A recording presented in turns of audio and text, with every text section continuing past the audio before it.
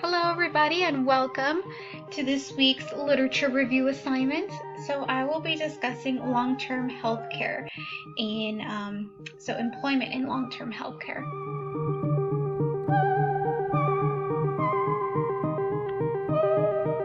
So specifically, I will be going over 4 key chapters that I was very much intrigued by, and they are, can you guess by these pictures? Recruitment, selection, attract, retain, develop. So recruitment and retention is my first one. My second one is training. My third one is employee engagement. And lastly, collective bargaining. So these are the 4 topics that I felt were most engaging for me, most interesting for me in my area. So as you may or may not know, I do have a healthcare background in my Bachelor in Science, so I was very much intrigued to apply these four chapters into healthcare administration. So specifically, I really wanted to look at long-term healthcare since it's going to be a very relevant topic that's going to come up in the next couple of years as the baby boomers soon retire. There's going to be an increase in assisted living facilities or people in need of assisted living and nursing homes, senior care. So I mean, that's pretty much relevant. And how does this pertain to public policy? Well, in some of these clinics, some of these nursing homes, some of these facilities are run by the government. There's privately owned skilled nursing facilities, and there's government run ones. So the VA is a perfect example of a hospital that's run solely by the government, and there are nursing homes and nursing facilities that are run by the government. So as I said, training, collective bargaining, employee engagement, and recruitment and retention are the 4 topics that I will be discussing in my literature review. So how did I find articles on these 4 key topics? Well, I started off by using the university library. As you can see over here, articles, I made sure that I clicked on that, and then I put basically my key terms that I was using from the chapter along with long-term healthcare, and then I clicked submit. So notice I clicked articles just to kind of specify, to make sure that I'm not looking for any books or any journals, something very specific. So I wanted to look at articles, and this took me to this page. Took me to, once I clicked the little submit button, it took me to this. As you can see, my results are pretty big. So in order to combat that, I refined my results by clicking on these on this little bar over here. So I made sure to have all the full text, because sometimes what I found is that I would click on articles and they wouldn't take me anywhere. So I made sure to click on that to make sure that they're actually legitimate articles that I can read online. Also, I clicked on peer-reviewed journals because they're an academic source and they've been reviewed by people in that field. So that's another thing to keep in mind when you're looking for articles. Another thing, I made sure to also click on articles I know I clicked it on here, but I wanted to make sure that it definitely filtered out through the rest of the results pages. And you can see right now my results are a lot. And the first link that I clicked, so the first little journal that popped up, I clicked on it, and it really didn't pertain to what I wanted to look at, but it took me to E-Scopes, can't remember what it's officially called, but now that it's something like that, or is it Cinel Plus? I looked at so many databases that I screenshotted this one, but it basically took me to this one, and so I decided to not use the first initial journal article that was listed on the first slide, and restarted my whole search field. So here I put recruitment and retention again, and then I included long-term care to make sure what I would filter out. And let's see. I found that my search results decreased tremendously. So using some of these databases that are available and doing this select a field and typing those things out would decrease or help you filter out any unnecessary articles or documents that are coming up. So I would recommend using that. And also, again, I would look at the refined results to make sure that you're looking at articles. So some of the key terms that I used to get to go into this is I use long-term care, long-term health care, senior homes, nursing homes, assisted living. So there's not a whole lot out there for the topic that I was interested, but I was still very much intrigued by it.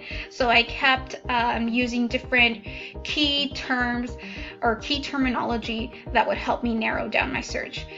And this is going to be true for most of you. If for whatever reason you're trying to look for public safety and it just keeps not popping up, I would probably specify what you wanted. So I initially wanted to go with long-term care, and then I long-term health care, and then I'm like, okay, well, it kept narrowing down, and as it kept narrowing down, I started getting less and less results, which is good because then you're actually going to get the results that you were looking for. So that's something to keep in mind, that your key terms are going to be changing, and your key terms are something to know if you're doing any APA papers, in the abstract portion. So my citation for this one, hopefully I did this right, but here we go. So I started off with the author's last names, Sanders, and then the L and G are part of the author's first name. So when you're doing APA style, it's always the last name first, followed by a comma, then followed by the first initial of their the first letter of their name, followed by a period. Sometimes these authors tend to have two names, hence why there's an L period G period comma. So I think her full name was Leslie Golf Sanders was her name. So I put in Sanders first, comma, then I put the first initial of her first name, Leslie, dot, and then you also put a space in between the L and the G to signify that she has another name, and then put the first initial of the other name, followed by a period. And then the second author, if there is any additional author. If there's no additional authors, you wouldn't put the and. You would just go straight to the date. But if there's more than one, you would put the and. In this case, there was only two, so that's why I put the and. If there were more, then you would do the you would follow the same format. Last name first. Last name, comma, first initial, period, and so on and so forth.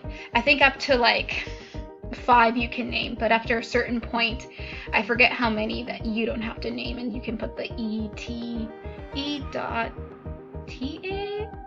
something along those lines. But in this case, there was only 2. So again, the first, like I said, same thing as the first thing. She also had 2 names, so I had to put the A for Allison and the W for, I don't remember what the W one. I think it was Wilson. Dot. And then after you've listed the last names and the first initials of their first name, then you start off with the date that the publication, when it was published. So in this case, this was published in 2010. So you put the date, the year in the parentheses, followed by the period. And unions in healthcare, notice the first word always is capitalized. The remainder of that title, because this is the title of the page, or the title of the article, unions in healthcare industry, is always capitalized. The first letter of the title of the article is capitalized, but the remainder of the title is not. So that's something to always keep in mind. And you after a list of information, you always put a period at the end. Hence why there's a period here, there's a period over here, and there's a period after the date, there's a period after the title.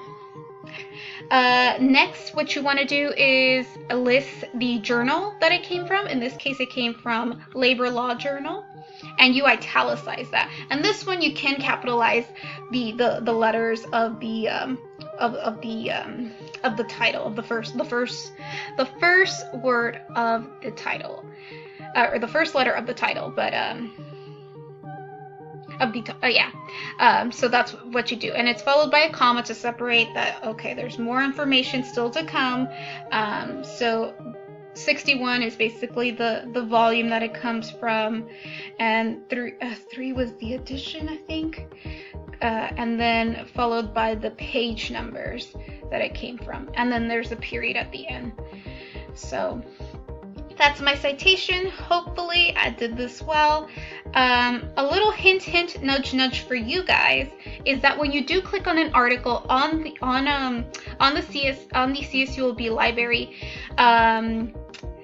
the APA style does come out, the citation, but as you can see from here, it's always going to be just a little bit off. So here they wrote down the whole last name, and they wrote down the first name, the first name of the person. So that you don't want that. It's always important to look at the Prude Owl. I find that it's very simple to use. You look at different examples, and they definitely explain how it's supposed to be written correctly. This is just kind of like a little nice thing that the university provides that can help you do your APA, but you always want to double check with Prude Online Owl online writing lab to see if the citation is correct, because as you can see, there's the mistake of having that first name written out. And that's it. So thank you so much, and hopefully you have a wonderful week, and hopefully you were inspired by my PowerPoint. Thank you so much, and hopefully y'all have a wonderful week. Bye-bye.